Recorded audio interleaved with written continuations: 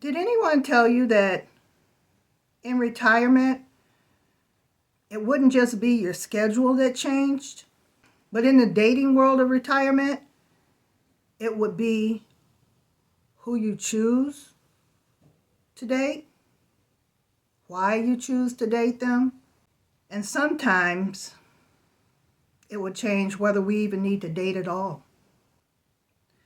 We're going to talk about what it's like dating in retirement, and we're not going to talk about the Hallmark version. We're going to talk about the real version.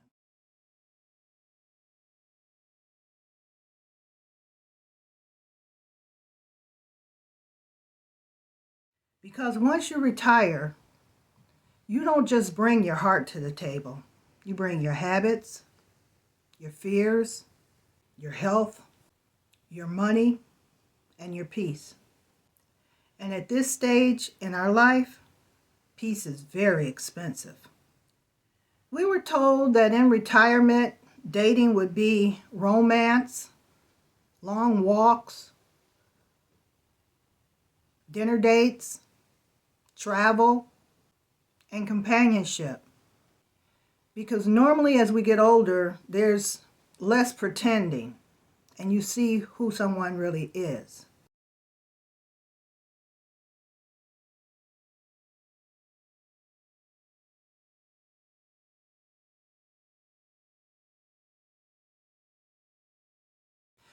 But what they don't tell you is this: many people are not looking for love anymore. They're dating for comfort, security, or survival. Some people want a nurse, some people want a purse, and some people just don't want to be alone. And if you're not careful, you can become somebody's retirement plan instead of their partner. By now, we all come with habits, baggage. We have a history. We have divorces, maybe estranged children, maybe widowhood, maybe health issues, financial scars, and sometimes emotional walls that have built up.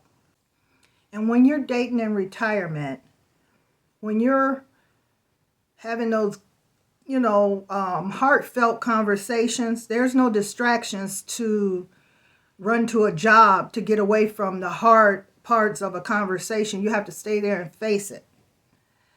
There's no, I got to go to work. No, you don't have to go to work. You're going to sit here and listen to what I have to say. If you're not careful, that would be the routine every day because you don't work. But there's a scary part about dating in retirement. When you're in a home all alone, there's no one there but you, and you're single by yourself, you can look at loneliness as needing someone to love. And when you meet someone who gives you a little attention, talks to you regularly, you can see that as love. But all it's doing is covering up your loneliness because now you have someone that you're talking to. So that's why when you are choosing a mate in retirement, make sure you know who this person is. A lot of times you can get to know a person through their family because in families, they know who that person is. And if you hear a lot of, oh, you got to watch out for this one, be careful about what they do and say and where they go, or this is a good, caring, loving person, and that's what you hear from their family members, that's usually a good sign that they're okay. Because family's not going to lie on somebody who's just a skeezer in the family, right? Dating in retirement requires something that maybe we weren't taught. Is that anyone who shows interest in you doesn't necessarily mean they're interested in you. They could be interested in what you have, what you got going on in your life, but they're not interested in you. So you have to make sure you don't give them access to all of you. You don't tell them all your secrets, all your plans in life. You just, you make sure you get to know someone before you start divulging what's going on with you financially and maybe even health-wise. Not everyone you meet who says they're lonely is a safe person. Some people say they're lonely because they're trying to prove to you that you would be a great mate for them. Maybe, I don't know. But to hear somebody say, I'm lonely, that means nothing to me. I mean, for you to say you're lonely, okay, what do you want me to do about it? I'm not going to be somebody's pillow, a comfort stuffed toy.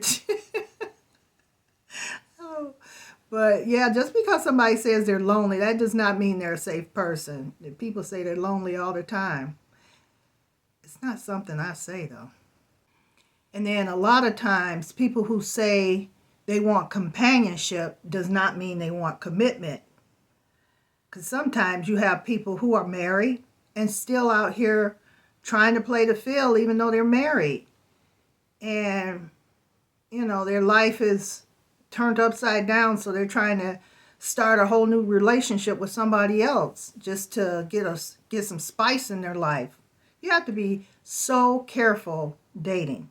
You really do. You have to watch out for the red flags. And I'm going to put that video up here at the end, so stick to the end. You don't have to sacrifice your peace to prove that you're a lovable person.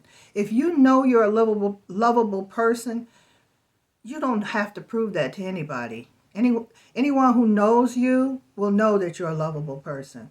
And anyone who doesn't know you, oh well, they missed out. So that's the end of the video. If you learned anything from this video or it gave you something to think about, like the video.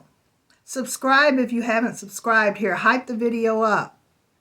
And in the comments, I want you to leave me a comment about what do you think about dating after retirement? Is it safe or is it dangerous? And, if you have any tips, let us know. So you guys take care, and I will see you in the next video. Bye.